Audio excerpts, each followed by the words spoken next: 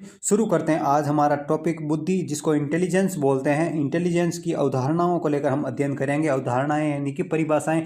तो सबसे पहले हमें बुद्धि की परिभाषा देखनी होगी। बुद्धि होती क्या है, बुद्धि का अस्तित्व क्यों है, तो इसके बारे में मनुष्य और संसार के सभी अन्य जो सभी प्राणी है उनमें सबसे बड़ा अंतर है वो है बुद्धि का अंतर है।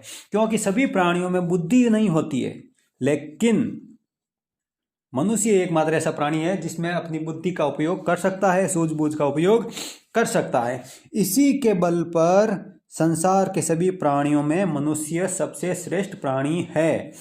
बुद्धि हमारी, एक बात ध्यान रखना, बुद्धि हमारी जन्मजात होती है, लेकिन लेकिन लेकिन दोस्तों, इसमें कार्य करने की क्षमता का विकास वातावरण के संपर्क में आने से होता है। बुद्धि हमारी जन्मजात शक्ति होती है, लेकिन इसमें कार्य करने की जो क्षमता का विकास होता है वो वातावरण के संपर्क से होता है। तो अब हम कुछ अवधारणाएं हैं उनको लेकर के डिस्कस करेंगे, कुछ अवधारणाएं हैं उनको पढ़ने का प्रयास करेंगे। तो पहली परिभाषा है हमारी अल्फ्रेड बिने की। अल्फ्रेड बिने की परिभाषा की अगर हम बात करें तो अल्फ्रेड बिने ने कहा कि बुद्धि जो है किन शब्दों से मिलकर बनी है, 4 शब्दों में निहित है। और 4 शब्द कौन कौन से हैं उसका हम अध्ययन करेंगे। बुद्धि इन 4 शब्दों से निहित है। जैसे पहला है ज्ञान, बुद्धि 4 शब्दों में निहित है। दूसरा है आविष्कार,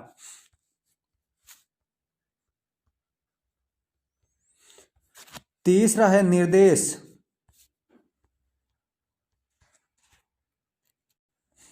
और चौथा है आलोचना। आलोचना, तो इन 4 शब्दों में बुद्धि निहित है।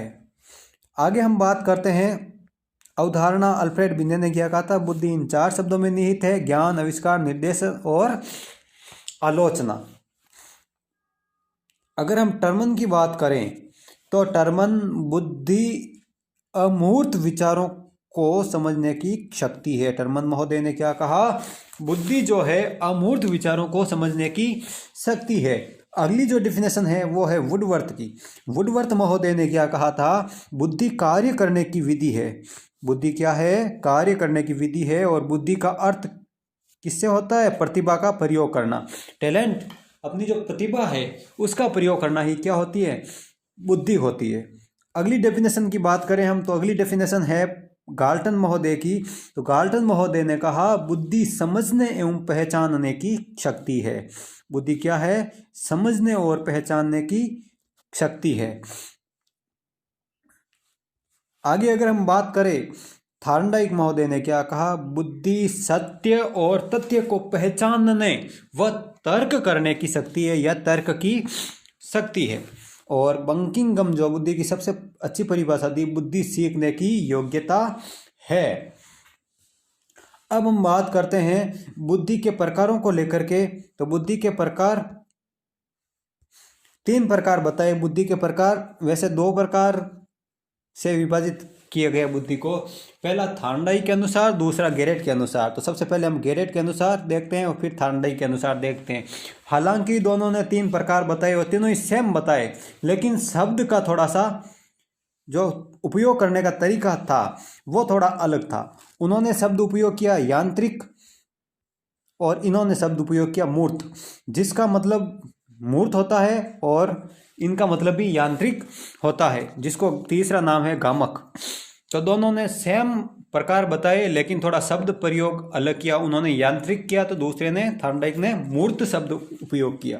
दूसरा है अमूर्त, अमूर्त या शाब्दिक। तीसरा है सामाजिक, सामाजिक।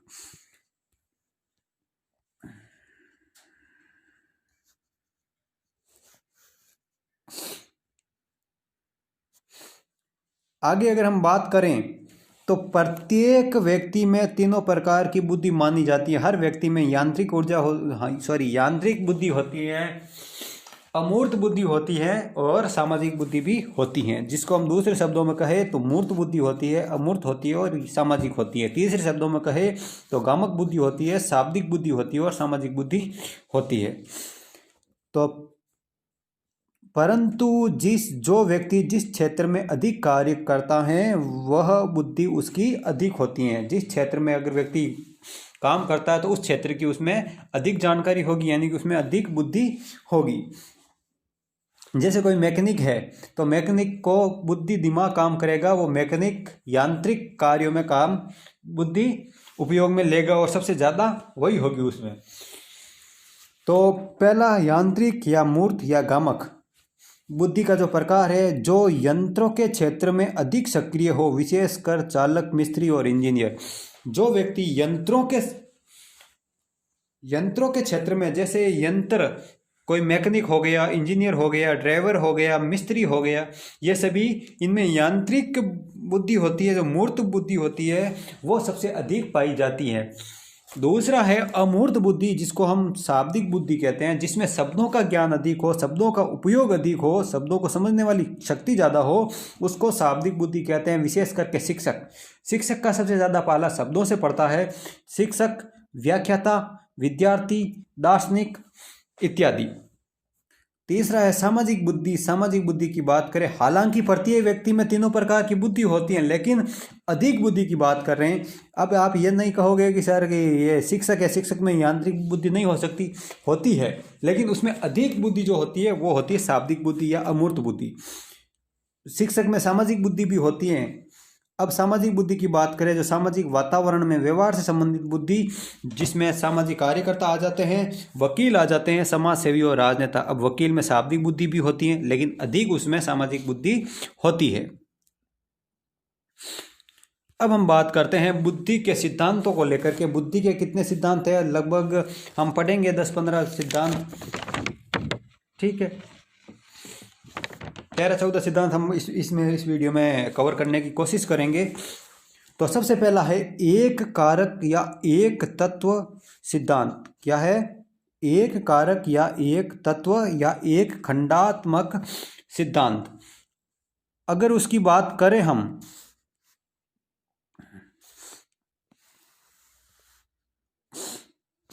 तो उसमें जो एक कारक एक तत्व सिद्धांत है, ये किसने दिया था? अल्फ्रेड बिने, टर्मन और स्टर्न ने। जैसे ही बुद्धि का नाम आता है तो इन तीनों का नाम सबसे पहले आता है, अल्फ्रेड बिने, टर्मन और स्टर्न। ठीक है दोस्तों, तो सबसे पहले एक तत्व सिद्धांत देने वाले कौन थे? अल्फ्रेड बिने, टर्मन और स्टर्न। इनके अनुसार, इस सिद्धांत के अनुसार, हमारी बुद्धि में कोई एक ही कारक पाया जाता है जो सभी कार्यों के लिए क्या होता है? जिम्मेदार होता है। कुछ विद्वानों ने इसका खंडन भी किया है कि ये कारक नहीं होता है, इसीलिए अलग अलग सिद्धांत आए। तो एक ध्यान रखना, जॉनसन को ध्यान में रखना, जॉनसन ने हर एक सिद्धांत, लगभग सभी सिद्धांतों को लेकर कुछ ना कुछ टिप्पणी जरूर की है। तो जॉनसन ने इस सिद्धांत को लेकर टिप्पणी की है कि यह सिद्धांत निरंकुशवादी बुद्धि का सिद्धांत है। जॉनसन ने इसको निरंकुशवादी बुद्धि सिद्धांत बताया है। हर सिद्धांत को लेकर जॉनसन ने कोई ना कोई टिप्पणी जरूर की है, जिसमें निरंकुशवादी, प्रजातांत्रिक, लोकतांत्रिक, राजतांत्रिक, इस प्रकार से कुछ टिप्पणियां की है। तो अब हम अगला सिद्धांत लेते हैं। अगला सिद्धांत होगा हमारा, वो होगा द्विकारक द्वितत्व द्विखंड बुद्धि। द्विकारक द्वितत्व द्विखंड बुद्धि।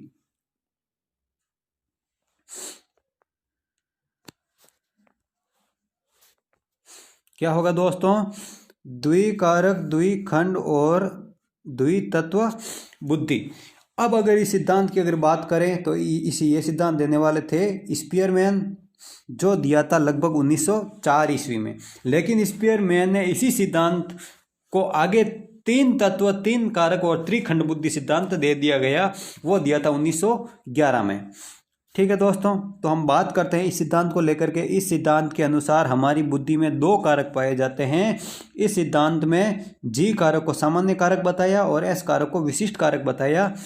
2 कारक बताए, जी कारक और एस कारक। इस सिद्धांत के अनुसार जी कारक जन्मजात होता है और जी कारक 1 होता है, और इस प्रकार इसमें कोई प्रकार का क्या संभव नहीं है? परिवर्तन संभव नहीं होता है। इस प्रकार से 1 होने के कारण इसमें कोई प्रकार का परिवर्तन संभव नहीं होता है।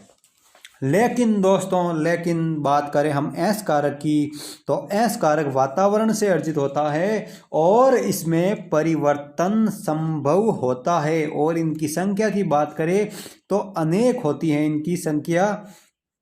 तो जिस प्रकार से ये हमारा जो है एस कारक, सॉरी जी कारक है, और उसके चारों ओर क्या होते हैं, एस कारक होते हैं, जो एक चक्र के रूप में होते हैं, जो क्या होते हैं, चक्कर के रूप में होते हैं, और जी कारक के आदेश का पालन करते हैं, जी कारक के आदेश का पालन करते हुए कार्य करते हैं। तो इसको, ये कारक होते हैं जी कारक के आदेश को मान करके कार्य करते हैं। तो आगे बात करें, जी कारक मध्य में पाया जाता है तथा एस कारक जी कारक के चारों ओर घूमते हुए कार्य करते हैं, तथा एस कारक होते हैं वो क्या करते हैं, जी कारक के आदेश की पालना या आदेश का पालन करते हैं। आगे अगर हम बात करें तो एस कारक असंख्य होते हैं। दोस्तों आगे हमारे जॉनसन की परिभाषा, जॉनसन ने इस बुद्धि के सिद्धांत को क्या बताया, जॉनसन महोदय ने क्या कहा कि ये जो सिद्धांत है,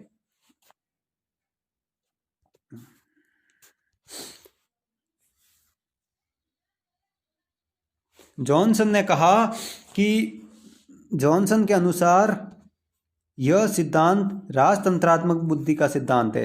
पहले वाले में क्या कहा था उन्होंने, जो एक तत्व था उसको निरंकुशवादी सिद्धांत का, निरंकुशवादी बुद्धि का सिद्धांत का, और इसको राजतंत्रात्मक बुद्धि का सिद्धांत का। क्यों कहा, क्योंकि इसमें जी कारक राजा की तरह कार्य करता है और एस कारक उसके आदेश का पालन करते हैं। इसका मतलब एक प्रजा की तरह, सैनिकों की तरह कार्य करते हैं। चलिए हम आगे बात करते हैं हमारे अगले सिद्धांत की।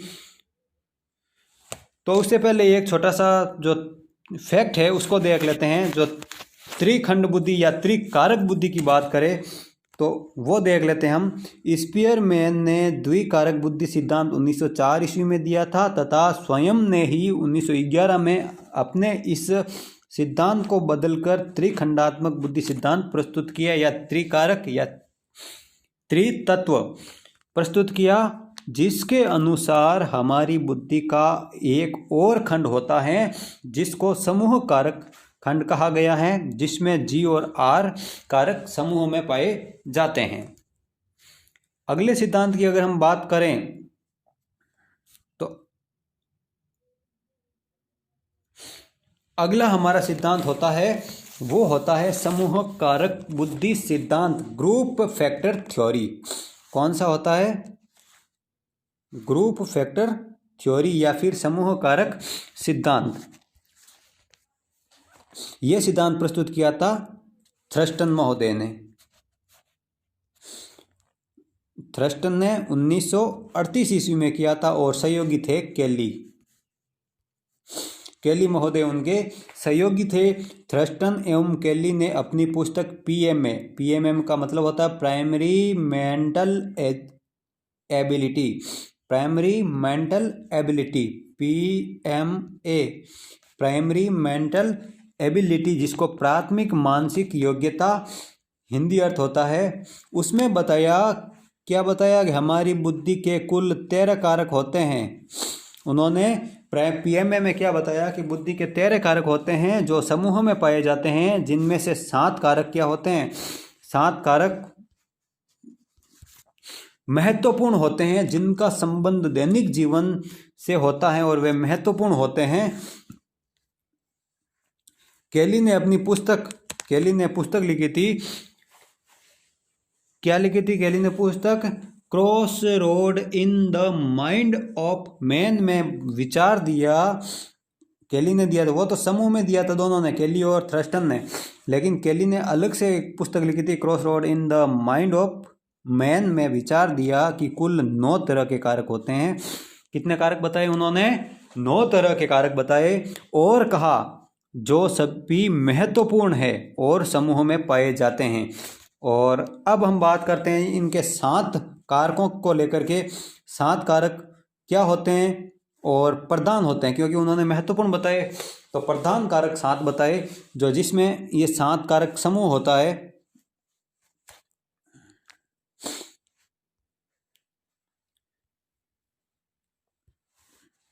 सबसे पहले उन्होंने बताया वी, अभी हम विस्तार से पढ़ेंगे। पहला क्या बताया उन्होंने, V, W, S, N, R, M plus P. ये 7 कारक बताए कि ये जो 7 कारक है ये महत्वपूर्ण होता है। वी का मतलब होता है वर्बल अर्निंग, क्षमता। वी का मतलब क्या होता है, क्षमता। ठीक है, ये दे रखे हैं, हम देखेंगे। वी का मतलब क्या होता है, वर्बल अर्निंग, क्षमता। डब्ल्यू का मतलब वर्ल्ड फ्लुएंसी, शब्द प्रवाह। एस का मतलब होता है स्थानिक स्पेटिया। एन का मतलब होता है आंकिक क्षमता, और आर का मतलब तर्क क्षमता, रीजनिंग। और एम का मतलब स्मृति, मेमोरी। पी का मतलब प्रत्यक्ष, ज्ञानात्मक। तो आगे बढ़ते हम। अगला सिद्धांत, जिसको मल्टीपल फैक्टर थ्योरी भी कहते हैं। मल्टीपल फैक्टर, बहुकारक या बहुतत्व या बहुखंडात्मक बुद्धि का सिद्धांत। ये सिद्धांत दिया था थार्नडाइक महोदय ने। उन्होंने क्या बताया, अब हम बताते हैं ये जो विस्तार से, कि जो हमारी बुद्धि होती हैं वो 3 प्रकार से, जिसकी चौड़ाई, ऊंचाई, गहराई, मैं एक आपको बता देता हूं बना करके। और इसमें बहुकारक होते हैं। ये हमारा सिद्धांत, इसमें कारक बता देते हैं। जैसे ये कारक दे रखे हैं, मैं इस प्रकार से कारकों के असंख्य कारक होते हैं, वो भी भिन्न भिन्न होते हैं। जैसे मैं अलग अलग कलर से डिवाइड कर रहा हूं।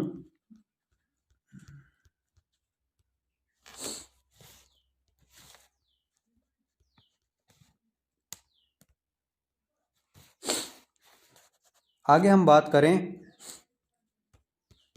तो इस प्रकार से, जैसे मैंने अलग अलग कलर से ये मॉडल बनाया, ये रेखा चित्र बनाया, तो उसके अनुसार इस प्रकार से असंख्य कारक पाए जाते हैं। जिसमें जो बालू की रेत होती है उस प्रकार से कण होते हैं, जो असंख्य कण पाए जाते हैं। इसको परमाणुवाद का सिद्धांत भी कहते हैं और बालू का सिद्धांत भी कहते हैं। आगे अगर हम बात करें तो आगे बात होगी थार्नडाइक के अनुसार हम जो भी कार्य करते हैं उस कार्य के लिए अलग अलग कारक जिम्मेदार होते हैं।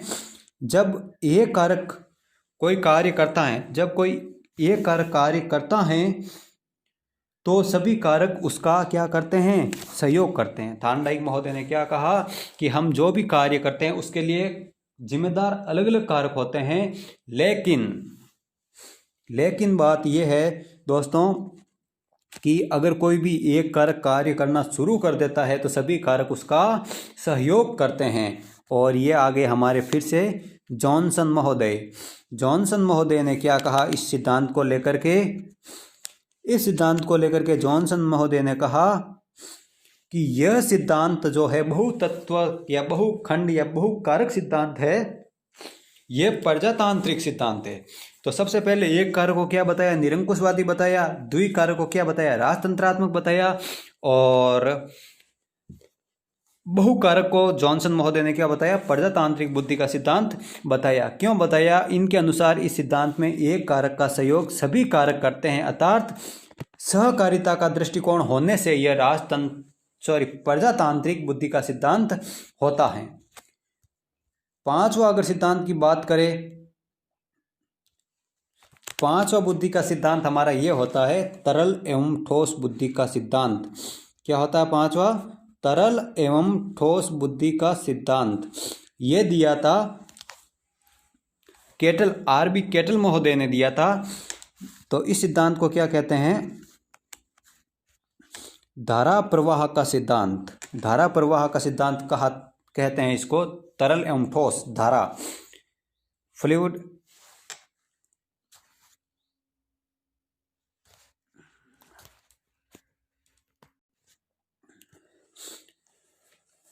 तरल एवं ठोस बुद्धि का सिद्धांत, धारा प्रवाह का सिद्धांत कहते हैं इनको, और प्रस्तुत करता है हमारे कौन, आरबी केटल, और जिन्होंने यह सिद्धांत कब दिया था, 1963 ईस्वी में यह सिद्धांत प्रस्तुत किया था। अब बुद्धि, इसमें दो प्रकार की बुद्धि बताई, एक तो तरल बुद्धि और एक ठोस बुद्धि बताई। तो तरल बुद्धि यह जन्मजात बुद्धि होती है, इसमें किसी प्रकार का परिवर्तन संभव नहीं है, दैनिक कार्यों में उपयोगी होती हैं, इसका प्रत्यक्षीकरण एवं अनुकूलन करने की योग्यता होती है। अब ठोस बुद्धि की बात करें, यह वातावरण जनित एवं अनुभवों पर आधारित होती है। प्रश्न आ जाए, वातावरण एवं अनुभवों पर आधारित बुद्धि कौन सी बुद्धि होती है, तो तरल एवं ठोस में से ठोस बुद्धि होती है, तथा हमारी सफलता में इसी का योगदान होता है, इसे आगे से आगे बढ़ाई जा सकती है। आगे हम बात करते हैं अगला सिद्धांत की, अगर हम बात करें वो है त्रिविमीय या त्रिवर्गीय या त्रिवर्ग बुद्धि, और यह सिद्धांत दिया था स्टर्नबर्ग ने। प्रस्तुतकर्ता कौन है, स्टर्नबर्ग। और जब कोई, इन्होंने एक मॉडल बनाया, ये जो मॉडल दिखाई दे रहा है कि 3 फलकों वाला मॉडल होता है, जिसमें 3 बुद्धि के 3 भाग होते हैं। पहला होता है प्रासंगिक, दूसरा होता है वातावरणीय और तीसरा होता है अनुभाविक। जिस प्रकार से ये मॉडल बना रखा है उन्होंने, तो इस मॉडल के अनुसार 3 घटक होते हैं, प्रासंगिक, वातावरण और अनुभाविक। तो प्रासंगिक की अगर हम बात करें, तो जब कोई कार्य व्यवहार किसी प्रसंगवश हो जाता है तो इसको प्रासंगिक बुद्धि बोलते हैं। जब कोई कार्य वातावरण के अनुसार कार्य करते हैं तो वातावरणीय हो जाता है, और जब कोई कार्य किसी अनुभव के आधार पर कार्य करते हैं तो उसको अनुभाविक कहते हैं।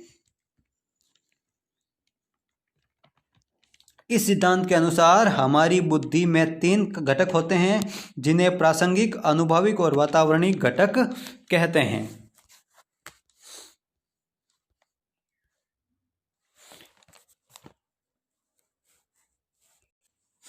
अगला जो 7वां सिद्धांत है हमारा, वो है लेवल 1 और लेवल 2 सिद्धांत। लेवल 1, लेवल 2 बुद्धि, या स्तर 1, स्तर 2, या फिर 21 सिद्धांत भी कहते हैं। और ये सिद्धांत देने वाले कौन है, जॉनसन। ये वही जॉनसन है जिन्होंने प्रत्येक बुद्धि के सिद्धांत पर कुछ ना कुछ टिप्पणी की थी। किसी को प्रजातांत्रिक बताया, किसी को लोकतांत्रिक बताया, किसी को राजतंत्रात्मक बताया, तो किसी को क्या बताया, निरंकुशवादी बताया। और उन्होंने अपना सिद्धांत दिया लेवल 1 और लेवल 2, स्तर 1 और स्तर 2। लेवल 1 में, स्तर 1 में उन्होंने जन्मजात बुद्धि बताई, और लेवल 2 में अर्जित बुद्धि बताई। ठीक है, हालांकि ये 2 भाग वाले जितने भी विद्वानों ने दी थी, जैसे लेवल दिया और एक और दिया था जो क ख बुद्धि का सिद्धांत, इसमें भी ये 2 जन्मजात और अर्जित बुद्धि को लेकर ही बात की गई है। तो स्तर 1 और स्तर 2, स्तर 1 की बात करें हम, तो बुद्धि सामान्य कार्यों के लिए ही जिम्मेदार है। जो स्तर 1 की बुद्धि है वो सामान्य कार्यों के लिए जिम्मेदार है, और जिसका विकास संभव नहीं है। हर एक सिद्धांत में यही कहा गया है, एक जन्मजात होती है और एक अर्जित होती है। जन्मजात जो होती है उसका विकास संभव नहीं होता है, और अर्जित जो होती है उसका विकास संभव होता है। स्तर 2 बुद्धि की अगर हम बात करें, तो बुद्धि वातावरण में रहकर अनुभव एवं प्रशिक्षण द्वारा बढ़ाई जा सकती है। आगे हम बात करें बहुबुद्धि का सिद्धांत। बहुबुद्धि के सिद्धांत की अगर हम बात करें, तो इनके जो बहुबुद्धि सिद्धांत है, इनके प्रस्तुतकर्ता है, हम बात करेंगे बहुबुद्धि का सिद्धांत, और प्रस्तुतकर्ता की अगर बात करें तो हावर्ड गार्डनर। इनके अनुसार हमारी बुद्धि बहु प्रकार की होती हैं। प्रारंभ में होने वाले 7 प्रकार बताए, तथा वर्तमान में इन्होंने प्रारंभ में कितने बताए, 7 बताए, और वर्तमान में 8 बताए, जो एनसीईआरटी के अनुसार है। एनसीईआरटी के अनुसार कितने बताए गए, 8 बताए गए हैं, जो निम्नलिखित है या निम्न है। 8 प्रकार कौन कौन से बताए, पहला शाब्दिक, दूसरा आंकिक, तीसरा तार्किक, चौथा गामक या देशज या गतिक, 5वां अंतरावैयक्तिक, 7वां सांगीतिक, और 8वां है प्राकृतिक बुद्धि। ये 8 प्रकार बताए इन्होंने। अगले सिद्धांत की बात करें तो अगला सिद्धांत है हमारा त्रिआयामी बुद्धि का सिद्धांत। अब त्रिआयामी बुद्धि के सिद्धांत में बात करें तो खंड बहुत अधिक बताए गए हैं, 3 खंडों में विभाजित किया गया है, विषय वस्तु, संक्रिया और उत्पादन। विषय वस्तु, संक्रिया और उत्पादन, ये दिया था जेपी गिलफोर्ड ने। किसने दिया था? जेपी गिलफोर्ड ने दिया था, जो सोवियत संघ से बिलोंग करते थे।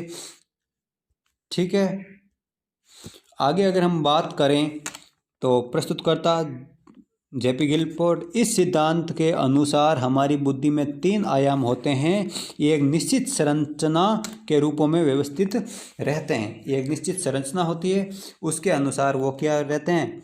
निरूपित रहते हैं।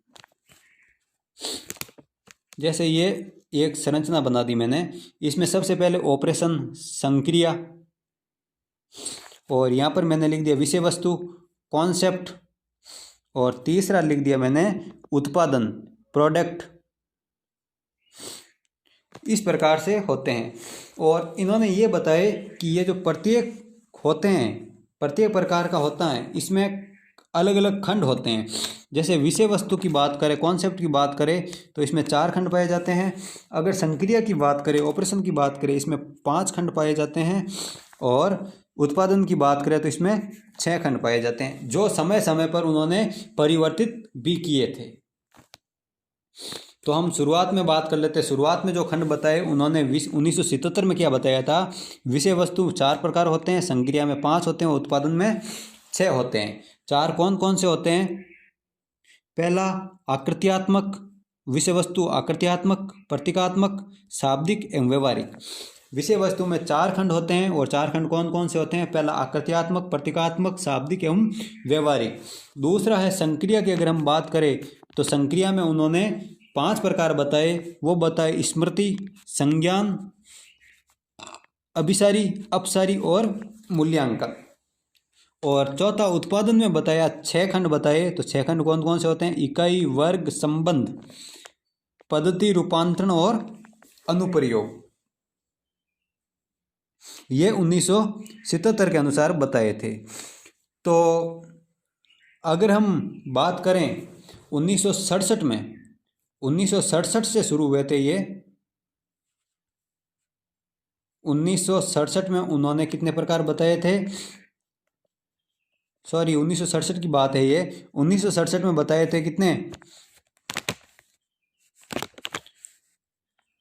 1967 में बताए थे कि ये कुल कितने खंड होते हैं? तो ये गुणात्मक रूप में होते हैं। तो गुणात्मक में जो कंटेंट, ऑपरेशन और प्रोडक्ट, तो टोटल कितने होते हैं? 4, 5 और 6। टोटल कितने हो गए? 4 × 5 × 6 = 120। तो सर्वप्रथम अगर बता दिया जाए जेपी गिलफोर्ड के अनुसार बुद्धि में कितने खंड पाए जाते हैं टोटल, तो टोटल 120 होते हैं। जो कि 10 साल बाद 1977 में उन्होंने वही यहाँ पर बढ़ा दिया 5, और यहाँ पर भी 5 है ही है, और यहाँ पर 6 है। तो टोटल 150 हो गए थे। उन्होंने बताया था जेपी गिलफोर्ड ने 1977 में। और 1980 में उन्होंने इधर भी 6 कर दिए, और इधर 5 और इधर 6। तो हालांकि ऑपरेशन और उत्पादन में उन्होंने कोई परिवर्तन नहीं किया, लेकिन विषय वस्तु में उन्होंने समय समय पर परिवर्तन किया। और अब वर्तमान बात करें तो 180 खंड है, 180 खंड हैं। आगे हम बात करें आश्चर्यजनक बुद्धि का सिद्धांत। छोटा सा टॉपिक है। आश्चर्यजनक बुद्धि का सिद्धांत किसने दिया था? B.S. ब्लूम ने दिया था। ब्लूम के अनुसार हमारे शरीर में बुद्धि जैसी कोई विशेषता नहीं पाई जाती है। ब्लूम ने क्या कहा था? हमारे शरीर में बुद्धि जैसी कोई, इसीलिए उन्होंने आश्चर्यजनक कहा, क्योंकि उन्होंने एक डेफिनेशन दी कि हमारे शरीर में कोई प्रकार की बुद्धि जैसी विशेषता नहीं पाई जाती हैं। अगले सिद्धांत की अगर हम बात करें,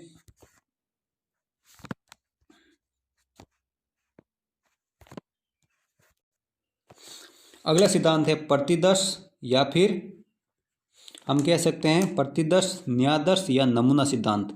प्रतिदर्श, न्यायादर्श या नमूना सिद्धांत की अगर हम बात करें तो प्रस्तुत करता है थॉमसन। थॉमसन ने क्या कहा था कि इस सिद्धांत के अनुसार हमारी बुद्धि में कार्य करने की क्षमताओं से संबंधित प्रतिदर्श यानी कि मॉडल सैंपल होते हैं जो हमें किसी कार्य के लिए आगे बढ़ाते हैं। बस इतनी सी बात है। मॉडल सिद्धांत, नमूना सिद्धांत की बात यही है कि कार्य करने के लिए क्षमताओं से संबंधित क्या होता है, मॉडल होते हैं, उसी के अनुसार हम आगे बढ़ते हैं। अगला है बुद्धि का सिद्धांत। बात करें हम तो वो है क ख बुद्धि का सिद्धांत। क ख बुद्धि के सिद्धांत की अगर हम बात करें तो प्रस्तुतकर्ता कौन है, हेब है। और इस सिद्धांत के अनुसार हमारे क व ख प्रकार की बुद्धि होती हैं, जिसमें क जन्मजात बुद्धि एवं ख अर्जित बुद्धि होती हैं। अगले अगर सिद्धांत की बात करें 13वें सिद्धांत, वो है हमारा कौन सा, संवेगात्मक बुद्धि का सिद्धांत। इमोशनल इंटेलिजेंस, उचित समय में उचित मात्रा में संवेग पैदा करना, जिसका अर्थ क्या होता है, उचित मात्रा में उचित संवेग पैदा करना।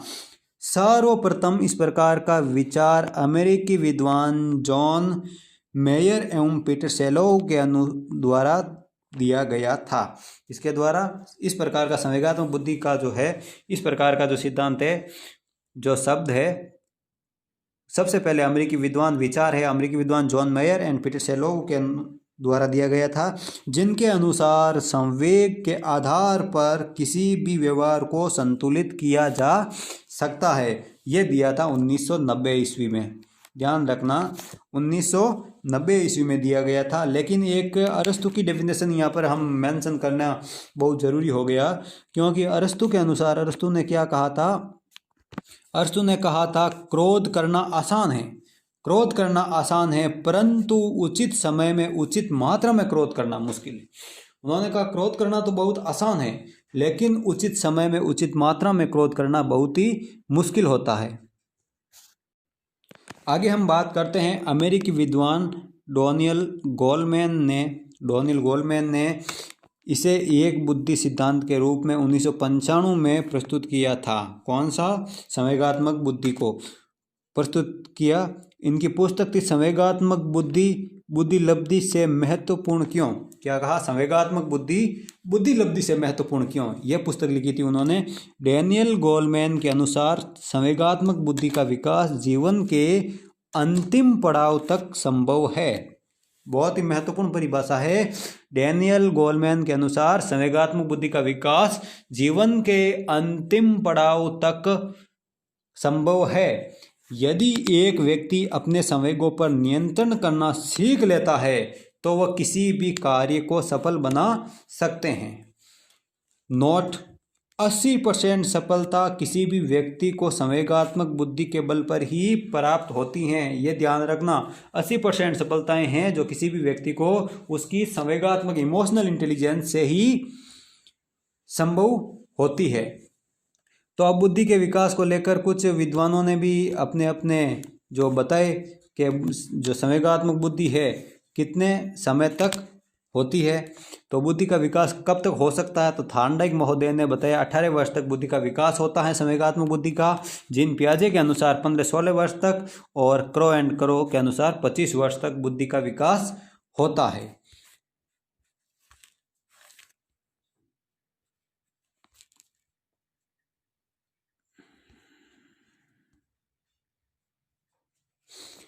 आगे अगर हम बात करें तो आगे हमारा जो टॉपिक होगा दोस्तों वो होगा बुद्धि के या बुद्धि का मापन। कौन सा होगा टॉपिक, बुद्धि का मापन। बुद्धि के मापन को लेकर के अगर हम बात करेंगे तो वो होगा सर्वप्रथम फ्रांस के मनोवैज्ञानिक अल्फ्रेड बिने के कार्यों से 1890 ईस्वी में बुद्धि मापन का इतिहास प्रारंभ हुआ। सर्वप्रथम कब प्रारंभ हुआ बुद्धि मापन का इतिहास, 1890 ईस्वी में अल्फ्रेड बिने के कार्यों से। इन्होंने अपने मित्र साइमन के साथ मिलकर के पहला बुद्धि मापन परीक्षण का तरीका प्रस्तुत किया। 1904 ईस्वी में, जिन्हें बिने साइमन परीक्षण के नाम से जानते हैं। बिने साइमन परीक्षण में कुल कितने % थे, 30% थे। और यह परीक्षण व्यवहारिक नहीं होने के कारण असफल रहा। इनका जो ये परीक्षण है असफल रहा, व्यवहारिक नहीं था। क्यों नहीं था? क्योंकि इसमें 30% थे, 30% सभी के लिए समान थे, इसीलिए ये व्यवहारिक नहीं था, तो ये असफल प्रयोग हुआ। अब एक सवाल परीक्षा में पूछा जाता है, मानसिक आयु और वास्तविक आयु। मानसिक आयु और वास्तविक आयु की अगर हम बात करें तो अल्फ्रेड बिनेट ने 1908 ईस्वी में यह शब्द दिया था, जिसका अर्थ एक वास्तविक आयु स्तर में बालक द्वारा कार्य करने की क्षमता क्या है।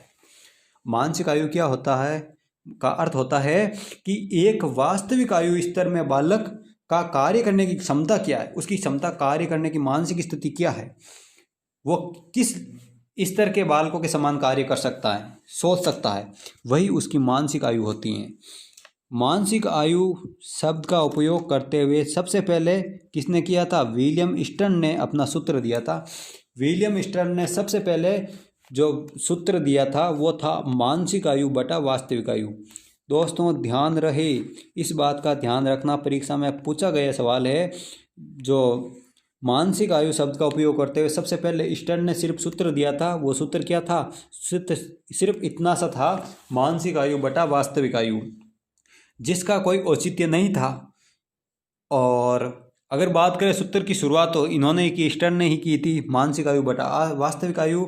स्टर्न के विचारों से प्रभावित होकर विलियम टर्मन ने 1916 ईस्वी में एक सूत्र दिया जो सफल रहा, और वो हम आज भी उसका उपयोग करते हैं। टर्मन ने कब दिया था? 1916 में दिया था। बुद्धि लब्धि का सीधा सूत्र वो क्या है? वो सूत्र ये है, बुद्धि लब्धि IQ intelligence qualification is equal to मानसिक आयु MA बटा वास्तविक आयु CA इंटू 100। क्योंकि मानसिक आयु बटा वास्तविक आयु तो उन्होंने दे दिया था स्टर्न ने, लेकिन टर्मन ने 1916 में इसी सिद्धांत में, इसी सूत्र में सुधार करते हुए बुद्धि लब्धि का सूत्र दिया था, बुद्धि लब्धि बराबर मानसिक आयु बटा वास्तविक आयु इंटू 100। ये सिद्धांत दिया था टर्मन ने 1916 में। तो परीक्षा में अगर ये सूत्र पूरा दे दिया जाए और पूछा जाए बुद्धि लब्धि का सूत्र किसने दिया था, तो ये सूत्र दिया था टर्मन ने।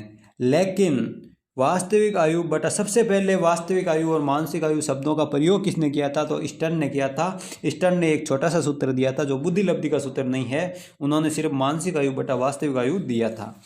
विलियम टर्मन ने 1916 में ही इस सूत्र का उपयोग करते हुए कई देशों के परीक्षण के बाद में बुद्धि लब्धि की सारणी प्रस्तुत की, और जो बुद्धि लब्धि की सारणी है वो भी टर्मन ने ही प्रस्तुत की थी।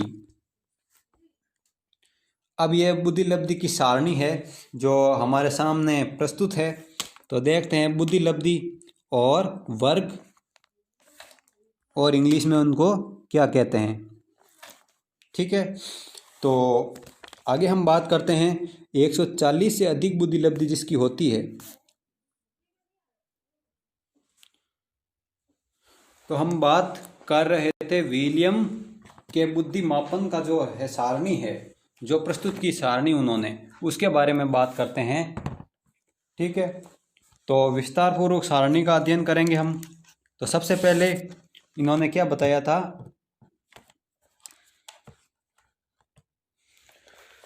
कि जिसकी बुद्धि 140 से ऊपर होती है, 140 IQ होती है, उसको प्रतिभाशाली जीनियस कहा जाता है। जो कितने होते हैं? 2% लोग होते हैं। 140 से ऊपर की बुद्धि लब्धि वाले 2% लोग होते हैं, और 120 से 139 तक जिसको प्रखर बुद्धि कहा गया, वेरी सुपीरियर कहा, जो 7% लोग होते हैं, और 110 से 119 तक वो तीव्र बुद्धि वाले होते हैं, जिसको सुपीरियर कहा गया है, 16% लोग होते हैं। 90 से 109 तक वो होते हैं सामान्य, एवरेज, जो सबसे ज़्यादा होते हैं 50%, और 80 से 89 तक मंद बुद्धि होते हैं जो 16% होते हैं, और 70 से 79 तक निर्बल बुद्धि के लोग होते हैं जो 7% लोग पाए जाते हैं।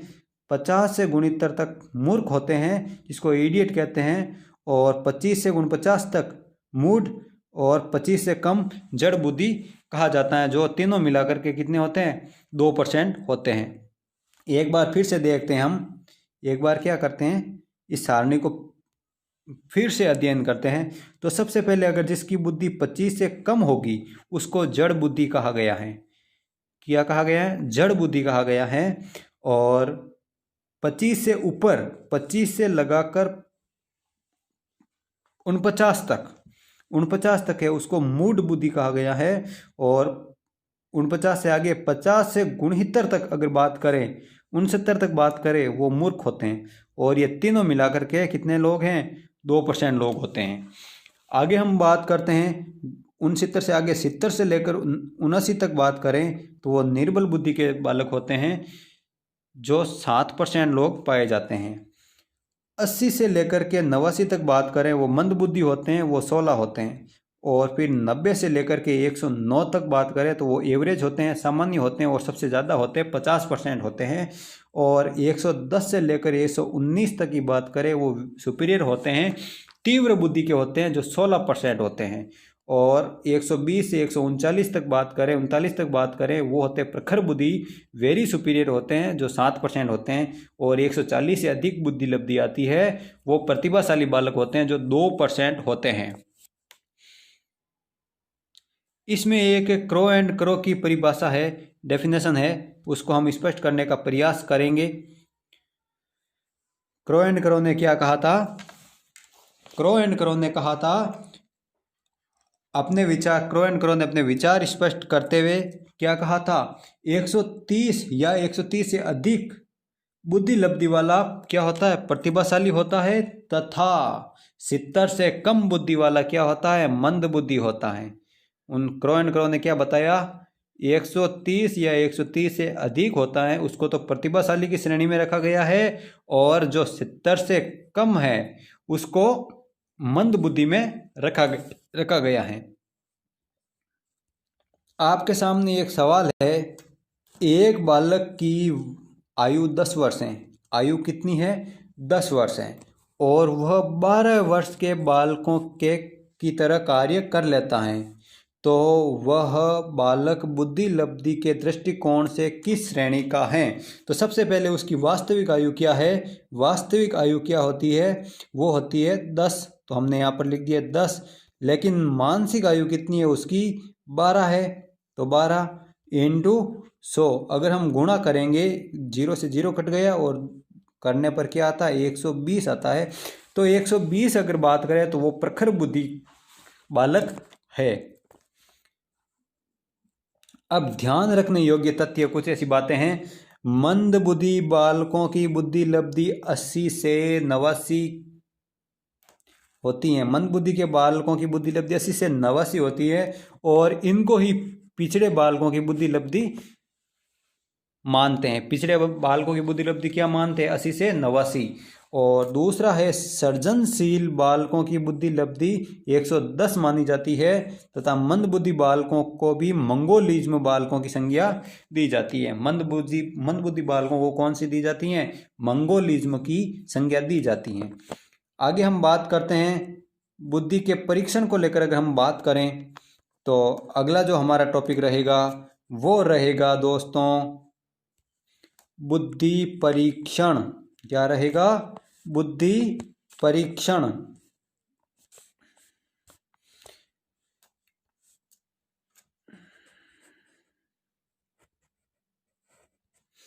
बुद्धि परीक्षणों का इतिहास बहुत प्राचीन है, परंतु मनोवैज्ञानिक तरीके से बुद्धि परीक्षणों की शुरुआत 19वीं सदी में मानी जाती है।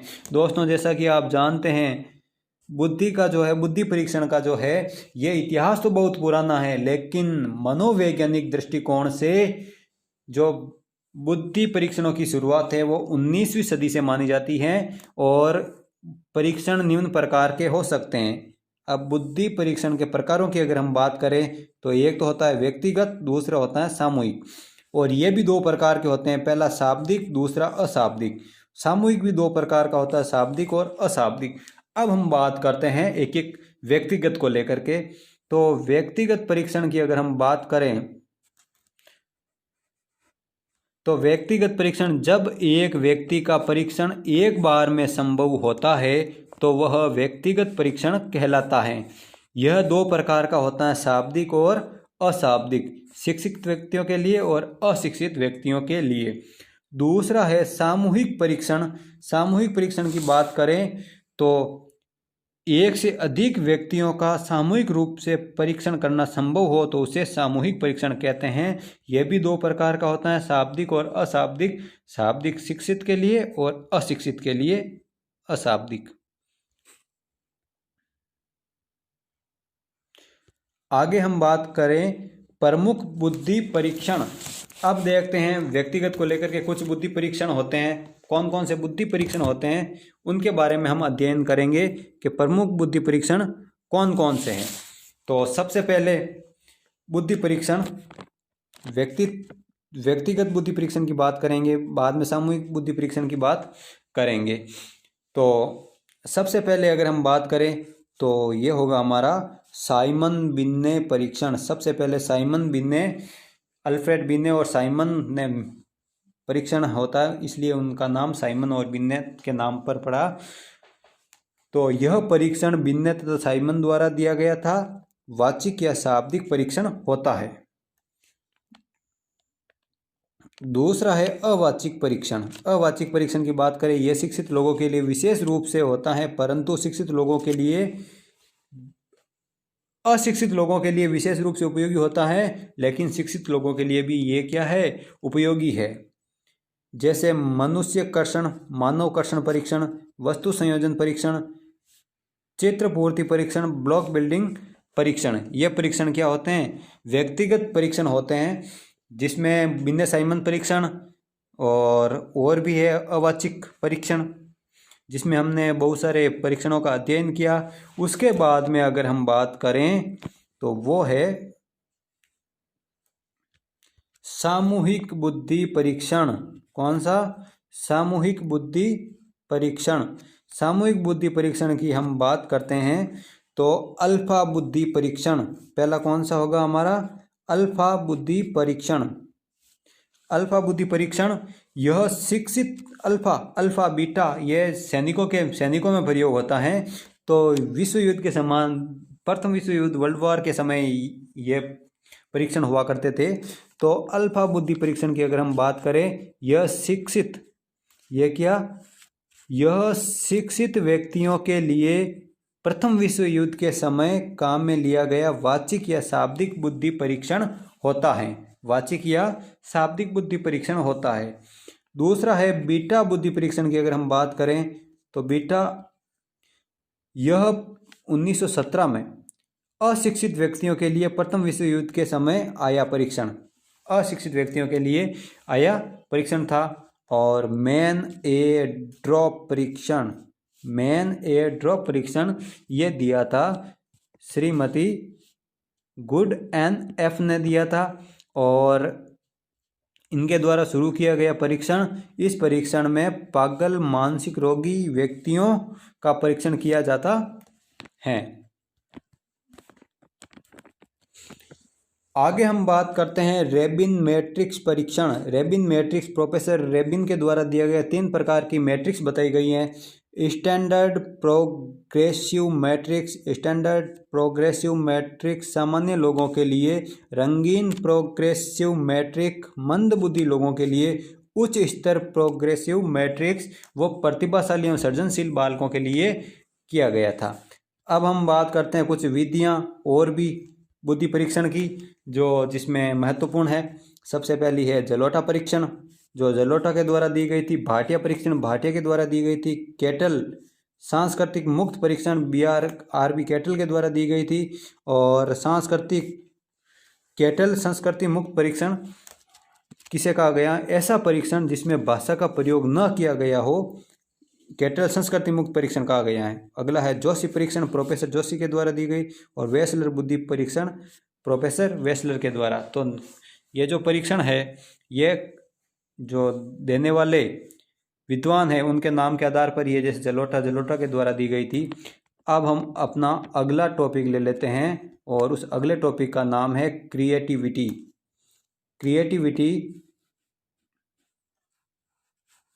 जिसका मतलब क्या होता है? सृजनात्मकता। सृजनात्मकता को लेकर अगर हम बात करें तो सृजन का अर्थ क्या होता है? बनना या नया करना, नया सीखना या नवनिर्माण। जब किसी बालक या व्यक्ति में नया सीखने या नया करने, नया बनाने या फिर मौलिकता का विकास या मौलिकता की विशेषता पाई जाती हैं तो इसे सृजनात्मकता कहते हैं। अंग्रेजी भाषा में इसके लिए क्रिएटिविटी शब्द का प्रयोग किया गया है, जिसका अर्थ क्या होता है? या जो किससे बना है? क्रिएट शब्द से बना है, क्रिएट, और जिसका अर्थ होता है नवनिर्माण करना, नव रचना या मौलिक रचना से संबंधित है। तो ये जो क्रिएटिविटी शब्द है यह किससे बना? क्रिएट शब्द से बना है, जिसका अर्थ होता है बनाना, रचना करना या नवनिर्माण या मौलिक रचना से होता है। अब इसको लेकर के कुछ डेफिनेशंस है, कुछ परिभाषाएं हैं जो अलग अलग विद्वानों ने दी है। सबसे पहली परिभाषा की अगर हम बात करें वो है क्रो एंड क्रो की। तो क्रो एंड क्रो ने क्या कहा था?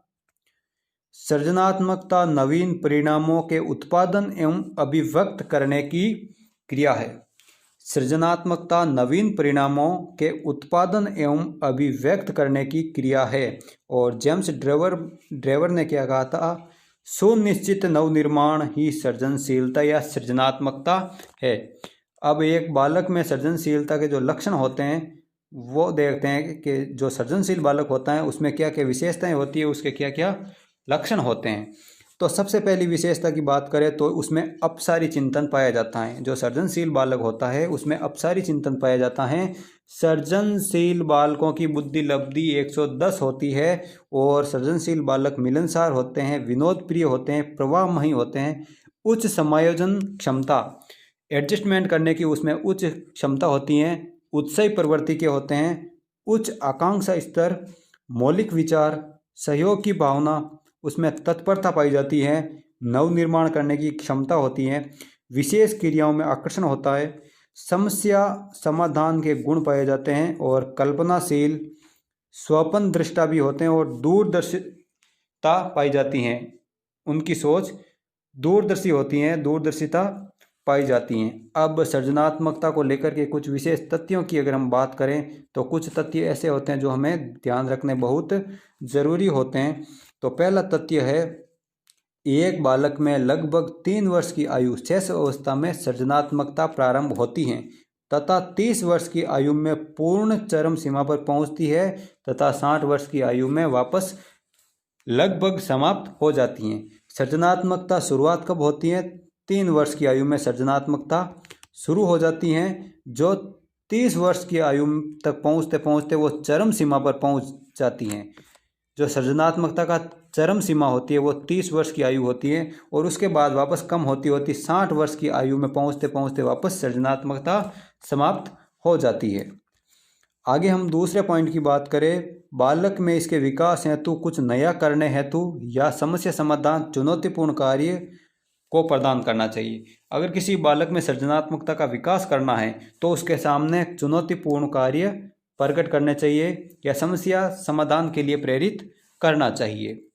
तीसरे पॉइंट की बात करें, जिन परिवारों के बालकों को हौसला और प्रोत्साहन मिलता है, जिन बालकों को हौसला और प्रोत्साहन मिलता है वे सृजनशील अधिक होते हैं। अगले अगर पॉइंट की बात करें तो एक अरस्ते नामक विद्वान हुए, अरस्ते नामक विद्वान हुए, उन्होंने एक बालक को क्या कहा? जब एक बालक को मानसिक रूप से दबाव में रखा जाता है, उसकी इच्छाओं का दमन होता है, ऐसी स्थिति में उसकी सृजनात्मकता का क्या होता है? नष्ट हो जाती है, उसका भी दमन हो जाता है। अगर 5वें पॉइंट की हम बात करें तथ्य की सृजनात्मकता को लेकर के, बालक को विभिन्न प्रकार के कार्य देना जिससे वह खराब या बेकार की वस्तुओं से कुछ उपयोगी सामान बना सके, तो यही सृजनात्मकता के विकास में सहायक होता है। आगे हम बात करते हैं सृजनात्मकता की उपादेयता या फिर उपयोगिता। सृजनात्मकता की उपयोगिता क्या है या उपादेयता क्या होती है? तो उसको लेकर अगर हम बात करें तो पहला पॉइंट हमें ध्यान में रखना चाहिए, यह बालकों को मौलिक परिणाम देने वाला बनाती हैं। बालकों को क्या बनाती हैं? मौलिक परिणाम देने वाला बनाती है। दूसरा है पढ़ाई के समय ध्यान नहीं लगा पाने वाले बालकों का खेलों में विशेष नाम हो जाना। तीसरा है सामाजिक वातावरण में विशेष कार्यों के प्रति बालक में पाए जाने वाला भाव। और चौथा है सृजनशीलता, बालक को संगीत, नृत्य, साहित्य, सृजन, खेल, अन्य रचनात्मक कार्यों में सफल बनाती हैं। अब हम सृजनात्मकता का मापन कैसे करेंगे वो भी देख लेते हैं। सृजनात्मकता का मापन, तो सृजनशीलता का मापन की अगर हम बात करें तो सृजनशीलता का मापन करने के लिए टॉरेंस परीक्षण और बाकर-मेहंदी परीक्षण, कौन सा? टॉरेंस परीक्षण और बाकर-मेहंदी परीक्षण का उपयोग में लाया जाता है या फिर उनको उपयोग किया जाता है। विभिन्न परीक्षणों में शाब्दिक अशाब्दिक व्यवहार होता है। विशेष रूप से इनमें चित्र पूर्ति परीक्षण, वृत्त से विभिन्न आकृतियों का निर्माण करवाया जाता है या वृत्त से विभिन्न आकृतियों का निर्माण करवाया जाता है। चलिए दोस्तों, हमारा यह प्रकरण यहाँ पर हुआ समाप्त। अब हम अगले प्रकरण की बात करते हैं और वो प्रकरण हमारा रहेगा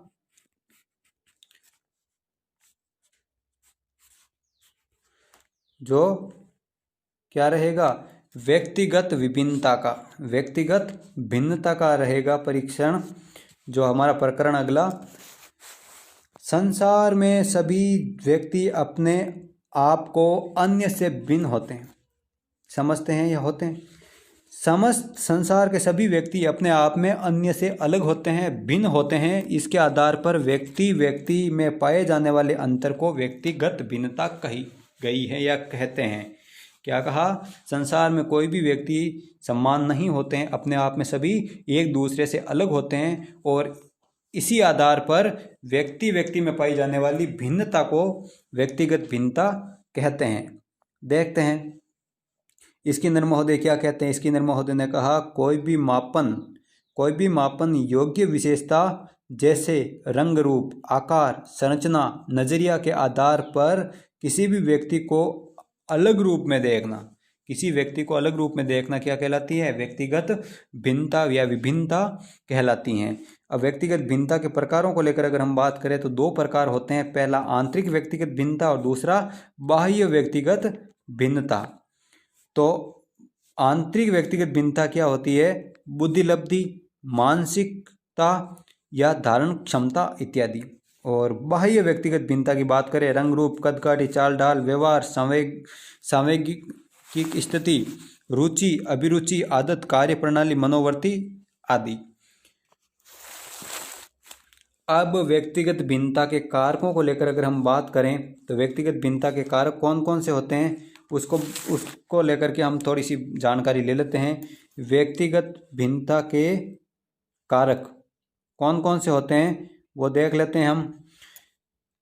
पहला कारक, व्यक्तिगत भिन्न लिंग के आधार पर व्यक्ति भिन्न हो सकते हैं। वंशक्रम के आधार पर व्यक्ति भिन्न होते हैं। वातावरण से व्यक्तिगत भिन्नता पाई जाती है। सामाजिक स्तर, वातावरण से शिक्षा, कार्य, रुचि, आयु, प्रशिक्षण, मित्र मंडली और खेल मैदान, इन सभी से व्यक्तिगत भिन्नता पाई जाती है या इन सभी से व्यक्तिगत भिन्नता का अनुमान लगाया जा सकता है। आयु के अनुसार भी व्यक्तिगत भिन्नता होती है। प्रशिक्षण के अनुसार भी व्यक्तिगत भिन्नता पाई जाती है। प्रशिक्षण शब्द या प्रशिक्षण व्यक्ति में बहुत ही महत्वपूर्ण है। एक अगर प्रशिक्षित व्यक्ति है और एक मैं बात बता देता हूँ आपको, जैसे कोई तालाब है तो एक व्यक्ति तालाब के पानी में जाता है, पानी में जाते ही वो डूबने लगता है और उसी तालाब में दूसरा व्यक्ति क्या करता है, वो पानी में बिना कुछ हिले डुले पानी के ऊपर सो सकता है। क्यों? क्योंकि वो प्रशिक्षित है, उसको प्रशिक्षण मिला, लेकिन इसको प्रशिक्षण नहीं मिला।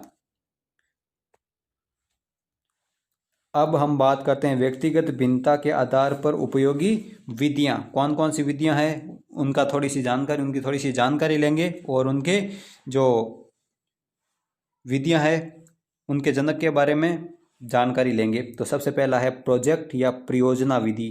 प्रोजेक्ट या परियोजना विधि के जनक है किलपैट्रिक। कौन है जनक? किलपैट्रिक। और ये क्या काम करती है? कार्य व्यवहार की भिन्नता के लिए उपयोगी है। कार्य व्यवहार की भिन्नता के लिए ये विधि उपयोगी है। दूसरा है किंडरगार्टन विधि। इनके जनक कौन है? फ्रोबेल है। और उन योग्यता के आधार पर स्वतंत्र रूप से सीखने में ये विश्वास करती है, ये कार्य करती हैं। तीसरा है मॉन्टेसरी विधि। मॉन्टेसरी विधि की अगर हम बात करें तो उनकी जो जनक है वो है मारिया मॉन्टेसरी। और ज्ञानेंद्रियां एवं कर्मेंद्रियां कैसे कार्य करती हैं इसके आधार पर ये कार्य करती है। अगला है डाल्टन विधि। जनक है इसके कुमारी हेलेना पार्कहर्स्ट। और प्रत्येक बालक को सीखने की रुचि भिन्न भिन्न होती है। अगला है बुनियादी या बेसिक शिक्षा विधि, जिसके जनक है महात्मा गांधी, जिन्होंने 1935 में ये सिद्धांत दिया था। और उनके इसी विचारधारा को आगे बढ़ाने का कार्य 1937 से 1939 तक डॉक्टर जाकिर हुसैन ने किया था। सॉरी। इस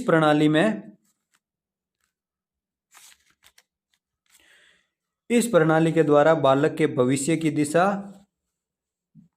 की दिशा उसके कार्य रुचि के आधार पर प्राप्त होती है। भविष्य की जो दिशा होती है वो कार्य रुचि के आधार पर प्राप्त होती है। अगला टॉपिक हमारा होगा विशेष बालक। विशेष बालक कौन कौन से होते हैं? विशेष बालक की अगर हम बात करें तो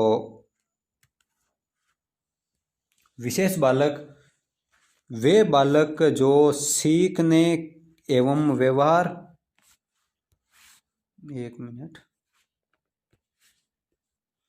वे बालक जो सीखने एवं व्यवहार करने के दृष्टिकोण से विभिन्नता प्रकट करते हैं, इनको विशेष बालकों के रूप में जानते हैं। इन बालकों को राष्ट्र की धरोहर माना जाता है। और विशिष्ट बालकों में कौन कौन से बालक आते हैं वो हम देखेंगे यहाँ पर। सबसे पहला प्रतिभाशाली बालक, दूसरा पिछड़े बालक, तीसरा आता है मंदबुद्धि बालक, बाल अपराधी बालक, सृजनशील बालक और समस्यात्मक बालक। सृजनशील बालकों का अध्ययन हमने कर लिया है इसी वीडियो में व्यक्तिगत भिन्नता से जस्ट पहले। और उसके बाद में हम बात करेंगे सबसे पहले प्रतिभाशाली बालकों को लेकर के।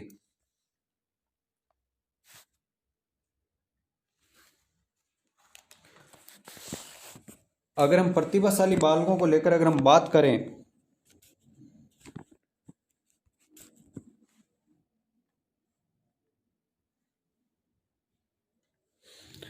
प्रतिभाशाली बालकों को लेकर अगर हम बात करें तो प्रतिभाशाली बालक, एक मिनट,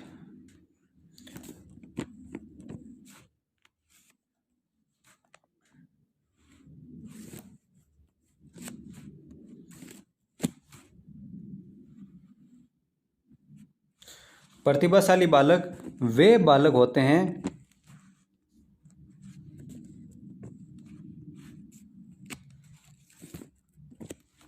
एक मिनट दोस्तों।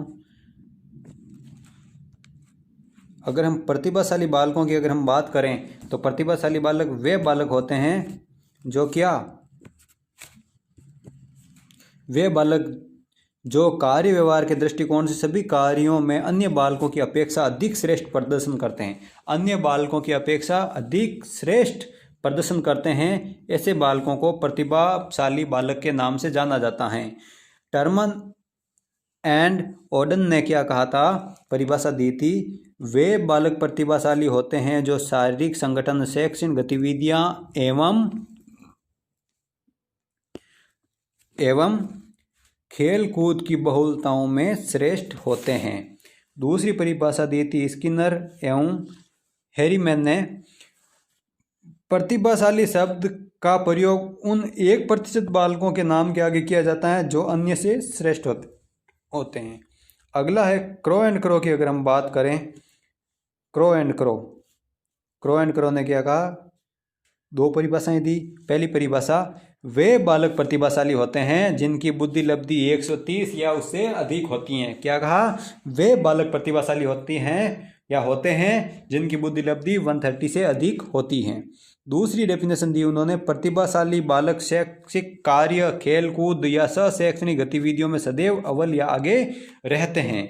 अब प्रतिभाशाली बालकों की अगर हम विशेषताओं को लेकर हम थोड़ी सी बात कर दें तो देखते हैं विशेषताएं कौन कौन सी होती हैं। प्रतिभाशाली बालकों की विशेषताओं की अगर हम बात करें, प्रतिभाशाली बालकों की विशेषताएं, तो बुद्धि लब्धि क्या होती है? प्रतिभाशाली बालकों की बुद्धि लब्धि कितनी होती हैं?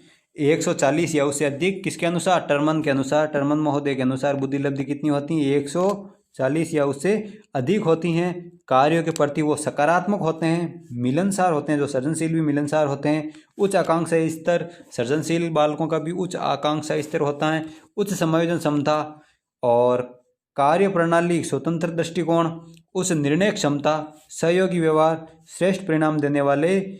और नोट करके आपको ध्यान रखना, इसमें अभिसारी चिंतन पाया जाता है।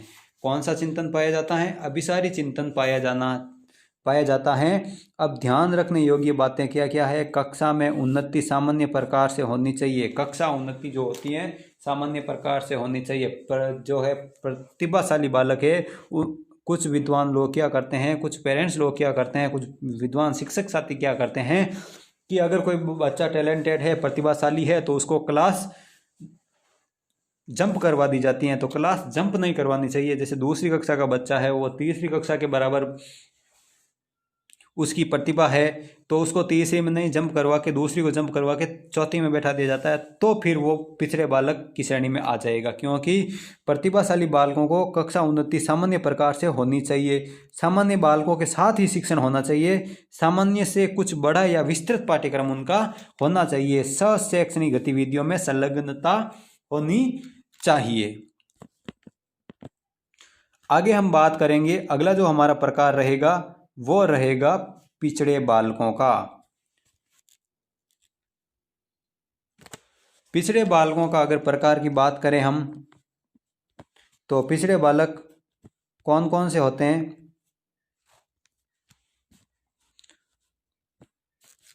कौन सा अध्ययन करेंगे हम? पिछड़े बालकों का अध्ययन करेंगे। पिछड़े बालक किसी भी श्रेणी का बालक चाहे कोई भी श्रेणी का हो, कोई फर्क नहीं पड़ता। प्रतिभाशाली बालक भी पिछड़ जाता है। तो किसी भी श्रेणी का बालक, पिछड़े बालक का अर्थ मंद बुद्धि से नहीं लगा सकते हम। पिछड़े बालक कभी कभी उचित वातावरण नहीं मिलने की वजह से प्रतिभाशाली बालक भी पिछड़ जाता है। तो किसी भी श्रेणी का बालक जब कार्य या व्यवहार की दृष्टि से अन्य अपनी श्रेणी के बालकों की अपेक्षा कमजोर व्यवहार प्रदर्शित करता है, तो वह पिछड़ा बालक कहलाता है। नोट, प्रतिभाशाली बालक भी पिछड़ा हो सकता है यदि वह अपनी बुद्धि लब्धि की श्रेणी के अनुसार कार्य नहीं करता हो, तथा पिछड़े बालक का अर्थ मंद बुद्धि नहीं है। पिछड़े बालक का अर्थ क्या है? मंद बुद्धि बिल्कुल ही नहीं है। यह मत समझ लेना मंद बुद्धि और पिछड़े बालक, क्योंकि प्रतिभाशाली बालक भी पिछड़ सकता है। अगली हम परिभाषा की बात करें, वो है सिरिल बर्ट की। वे बालक पिछड़े होते हैं जो अपनी छोटी कक्षा के उन कार्यों को नहीं कर पाते हैं जो अन्य बालकों के लिए सामान्य होते हैं। क्या कहा उन्होंने? पिछड़े बालक वे होते हैं जो अपनी छोटी कक्षा के कार्य भी नहीं कर पाते हैं, जो दूसरे बच्चों के लिए क्या होते हैं? सामान्य होते हैं। अगली हम डेफिनेशन की बात करें, वो है रोनल महोदय की। रोनल महोदय ने क्या कहा? वे बालक पिछड़े होते हैं जो शैक्षिक एवं अन्य गतिविधियों में अपनी आयु स्तर के बालकों से उल्लेखनीय कमजोरी प्रदर्शित करते हैं। रोनल ने क्या कहा? पिछड़े बालक वे होते हैं जो शैक्षिक एवं अन्य गतिविधियों में अपनी आयु स्तर के बालकों से उल्लेखनीय कमजोरी प्रदर्शित करते हैं। और पिछड़े बालकों की विशेषताएं देख लेते हैं। पिछड़े बालकों की विशेषताएं क्या क्या होती हैं वो देख लेते हैं। तो बुद्धि लब्धि क्या होती हैं? 80 से 89 होती हैं। अपनी कक्षा के बालकों से दूर रहने लगते हैं। विद्यालय से पलायनवादी बन जाते हैं। कार्यों के प्रति रुचि का अभाव हो जाता है। सीखने में कमजोरी प्रदर्शित करते हैं। आगे हम बात करते हैं पिछड़ेपन के जो प्रकार है उनको लेकर के। अगर हम बात करें पिछड़ेपन के प्रकार, तो एक तो होता है सामान्य पिछड़ापन और दूसरा होता है विशिष्ट पिछड़ापन। तो सामान्य पिछड़ापन क्या होता है और विशिष्ट पिछड़ापन क्या होता है? वह बालक सभी विषयों में समान रूप से कमजोरी प्रदर्शित करते हैं। क्या सामान्य पिछड़ापन क्या है? वो सभी विषयों में समान रूप से कमजोरी प्रदर्शित करते हैं। लेकिन विशेष पिछड़ापन वह होता है जब कोई बालक किसी एक विषय में विशेष रूप से कमजोर होता है। अब पिछड़े बालकों पर किए जाने योग्य कार्य, पिछड़े बालकों पर क्या कार्य किए जाने चाहिए वो देखते हैं। उपचारात्मक शिक्षण की व्यवस्था होनी चाहिए, सामान्य बालकों की अपेक्षा कुछ छोटा पाठ्यक्रम होना चाहिए, हस्तशिल्प शिक्षा प्रदान करनी चाहिए, विशेष व्यवहार कुशल शिक्षकों की नियुक्ति होनी चाहिए। और नोट है, प्रतिभाशाली बालकों में क्या पाया जाता है, जैसे ही हमने पिछली बार नोट में पढ़ा था, ये प्रतिभाशाली बालकों में अभिसारी चिंतन पाया जाता है। ये नोट पीछे भी हमने पढ़ लिया। अगला हम देखते हैं, जो अगला हमारा जो प्रकार होगा वो होगा कौन सा, मंद बुद्धि बालक। मंद बुद्धि बालकों की अगर हम बात करें तो मंद बुद्धि बालक समाज में कुछ ऐसे बालक पाए जाते हैं, क्या समाज में कुछ वे बालक होते हैं जो एक बार बता देने के बाद भी उस कार्य को क्या नहीं कर पाते, उसी रूप में करने में असमर्थ होते हैं। मंद बुद्धि बालक किसको कहा जाता है कि बालक को एक बार कार्य बता दिया गया फिर भी वो उसी रूप में नहीं कर सकता है, तो उसको मंद बुद्धि बालक की श्रेणी में रखा गया है। और जिसकी बुद्धि लब्धि क्रो एंड क्रो ने कुछ कम बताई थी, 70 से कम बुद्धि लब्धि होती है, ऐसे बालकों को मंद बुद्धि की संज्ञा दी गई है। और मंद बुद्धि बालक को मंगोलिज्म बालक भी कहते हैं। सर्वप्रथम 1913 ईस्वी में ब्रिटेन में मंदबुद्धि बालकों की पहचान की गई। ऐसे बालकों के विकास हेतु ब्रिटेन में ही एक एक्ट बनाया, मेंटल डिफिशियंसी एक्ट। कौन सा एक्ट बनाया, जो मेंटल डिफिशियंसी एक्ट। जो अब बात करते हैं, क्रो एंड क्रो ने कहा वे बालक मंद बुद्धि होते हैं जिसकी बुद्धि लब्धि 70 से कम होती हैं। वर्तमान समय में अमेरिका की एक संस्था AAMD, अमेरिकी एसोसिएशन ऑन मेंटल डिफिशियंसी, संपूर्ण विश्व में मंद बुद्धि बालकों को लेकर विकासार्थ प्रयासरत हैं।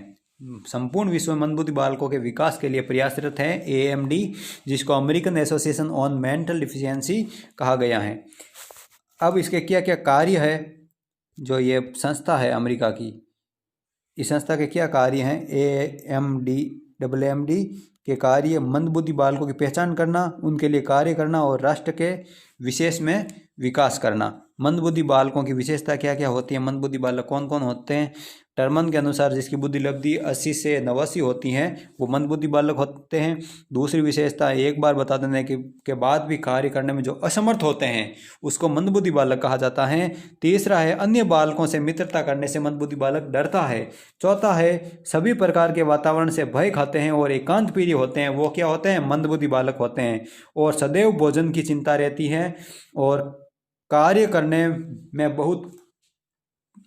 करने में क्या करते हैं,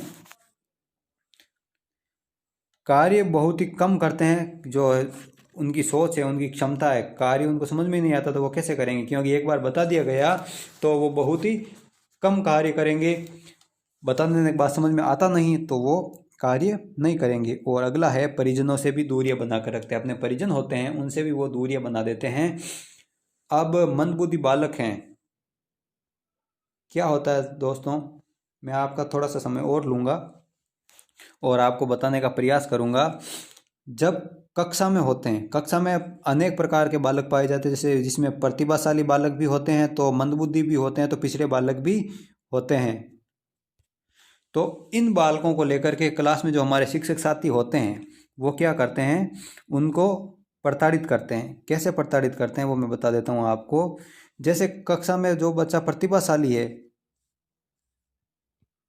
तो उसकी सभी तारीफ करते हैं, प्रतिभाशाली बालकों की सभी शिक्षक तारीफ करते हैं। हाँ मैं मानता हूँ, चलो सही है, ये मैं गलत नहीं मानता, प्रतिभाशाली की तारीफ करना गलत नहीं है। लेकिन जो मंदबुद्धि बालक है या पिछड़ा बालक है, मंदबुद्धि बालक है, उसकी लोग बुराई करते हैं, तू जीवन में कुछ नहीं कर सकता, तुझे याद होगा ही नहीं।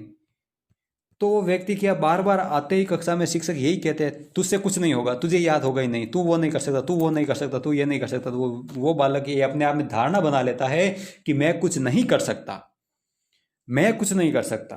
क्यों? क्योंकि उसके मन में यही सुनने को मिलता है, क्लास में आने वाले शिक्षकों के द्वारा यही सुनने को मिलता है कि तू मंदबुद्धि है, तुझे कुछ आता नहीं है, तू कुछ सीख नहीं सकता। तो इस वजह से वो ये मान लेता है कि मैं कुछ सीख नहीं सकता और वो सीखने का प्रयास भी नहीं करता है। तो ये गलत बात होती है कि अगर क्लास में कोई मंदबुद्धि है तो उसकी उसको नकारात्मक विचारधारा में न ले जाए, उसको नकारात्मक विचार उसमें न डाले कि तू कुछ नहीं कर सकता। तो वो मान लेता है कि मैं कुछ नहीं कर सकता हूँ। एक उदाहरण और देना चाहूँगा दोस्तों कि जैसे मान लो अगर एक 5 दोस्त थे, 5 दोस्त थे, जैसे मान लेता हूँ मैं ABCD और E, ये नाम थे। तो 5 में से ए को छोड़ करके 4 दोस्त मिल करके एक प्लान बनाते हैं। प्लान बनाकर कहते हैं कि ए को नंबर 1 वाले को क्या करें, हम इसको हम पागल बता देते हैं। तो क्या अगर हम जाकर इसको ऐसे ही कहेंगे तो वो थोड़ी मानेगा।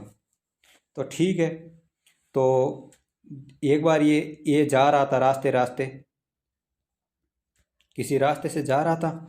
तो ये चारों ने प्लान करके अपने 1-2 दोस्तों को और मिलाया और रास्ते में अलग अलग जगहों पर खड़े हो गए। और ये जैसे ही जा रहा था तो इसको मिला कि और भाई क्या हाल चाल है। तो उसने जवाब दिया। तो उसने कहा कि यार तू तो पागल लग रहा है मुझे, तू तो पागल हो गया। तो वो यहाँ से तो मुस्कुरा कर निकल गया, चलो कोई बात नहीं, क्योंकि वो नहीं माना। थोड़ा और आगे गया तो दूसरे बंदे ने भी यही कही, यार तू तो मुझे आज पागल लग रहा है। तो उसको थोड़ी सी दिमाग में आता है कि हाँ यार ये भी बोल रहा है, ये भी बोल रहा है, तो उसको थोड़ी सी टेंशन होती है। तो आगे जाता है, तीसरा बंदा बोलता है कि तू तो पागल है यार। तो वो वास्तव में उस पर बहुत गुस्सा होता है, उसको भला बुरा कहता है, उल्टी सीधी गालियाँ निकालता है, लेकिन फिर आगे बढ़ जाता है। आगे बढ़ने के बाद चौथा व्यक्ति कहता है तू तो पागल है। तो वो क्या करता है, उसके पीछे पत्थर लेकर भागता है। वास्तव में समझ लेता है कि मैं पागल हो चुका हूँ। तो दोस्तों क्लास में भी ये ध्यान रखना, प्रत्येक शिक्षक आकर कहता है कि तू ठोठ है, मारवाड़ी में बोलते हैं ठोठ, तो कि तू कुछ नहीं कर सकता, तू मंदबुद्धि है, तुझे याद नहीं होगा, तू नहीं पढ़ सकता है, तू आगे कुछ नहीं कर सकता। तो वो व्यक्ति मान लेता है, बच्चा मान लेता है कि मेरे सर भी ये बोलते हैं कि मैं कुछ नहीं कर सकता, तो वो सीखना छोड़ देता है। तो इसलिए ऐसा कभी नहीं करना चाहिए, उन पर विशेष ध्यान रखना चाहिए और उनको उत्साहित करना चाहिए, क्योंकि उत्साह से बालक ज़्यादा सीखता है। ये मैं अपनी थ्योरी बता रहा हूँ, अपना मानना बता रहा हूँ।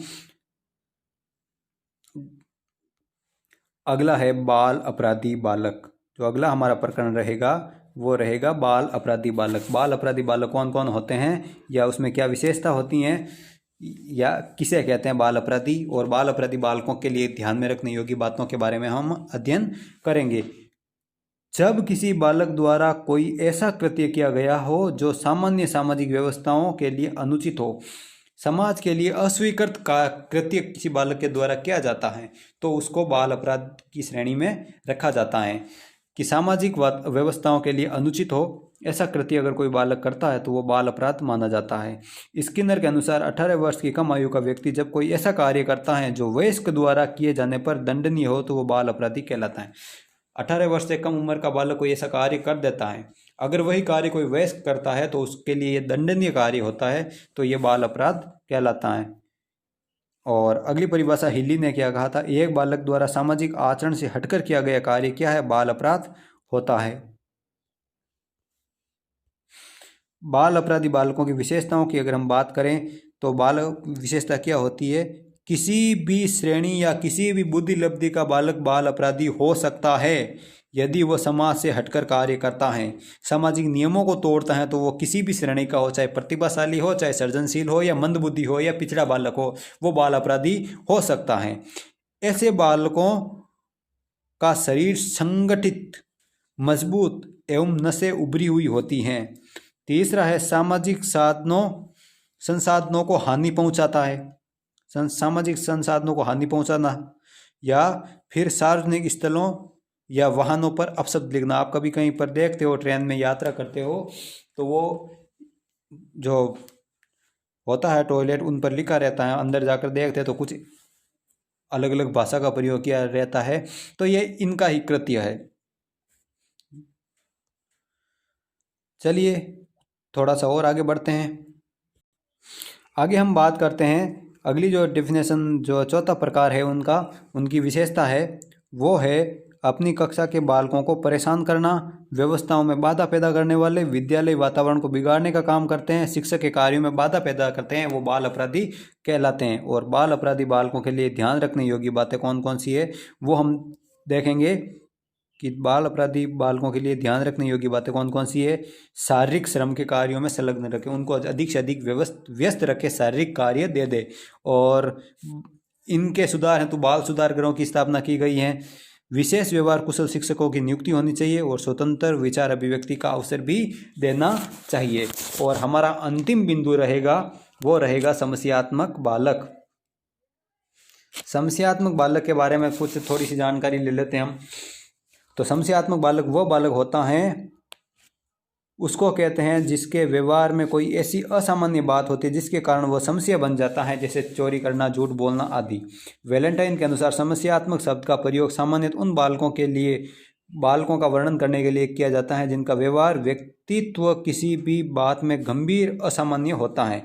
समस्यात्मक बालकों के जो प्रकार की बात करें हम, तो समस्यात्मक बालकों के प्रकार ये थे: चोरी करने वाले, झूठ बोलने वाले, क्रोध, आक्रामककारी, विद्यालय से भागने वाले, भयभीत और छोटे बालकों को तंग करने वाले, ये समस्यात्मक बालक होते हैं। तो इन समस्यात्मक बालकों के लिए ध्यान रखने योग्य बातें होती हैं कि जो भी होते हैं हमें सबसे पहले जो भी समस्या है उसका कारण का पता लगाना चाहिए। क्या करना चाहिए? उनका कारण क्या है, किस वजह से ये ऐसी हरकत कर रहा है या ऐसा व्यवहार कर रहा है, उस कारण का पता लगा करके फिर उसमें सुधार करने का प्रयास करना चाहिए। तो दोस्तों आज के लिए इतना ही काफ़ी। आज हमारा जो प्रकरण है वो हुआ समाप्त।